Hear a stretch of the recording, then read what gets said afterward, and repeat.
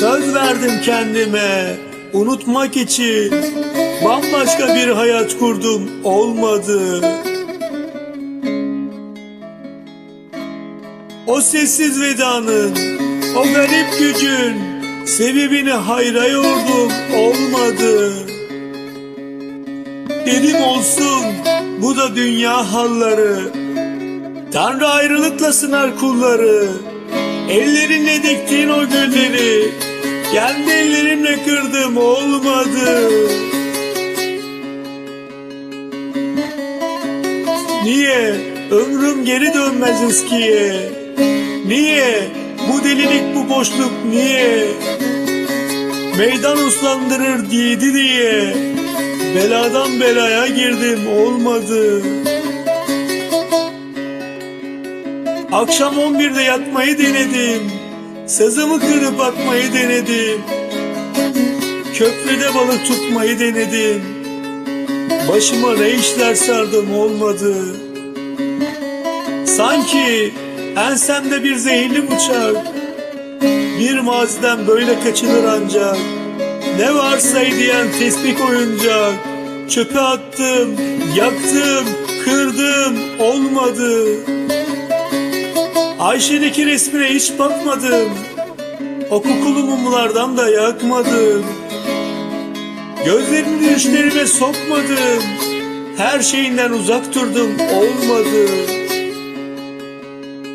Bir boşlukta günümü gün eyledim, seni bir maziye sürgün eyledim.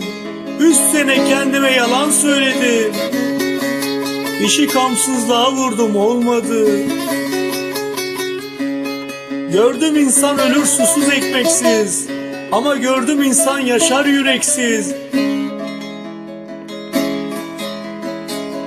Sonu yokmuş beklemenin, mektupları saklamanın.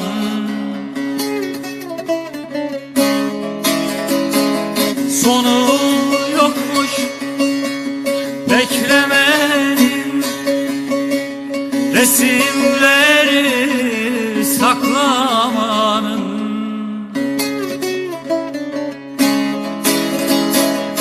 Ömrüm ona feda olsun, asilce bir veda olsun.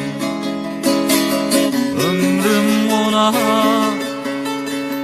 feda olsun, asilce bir veda olsun.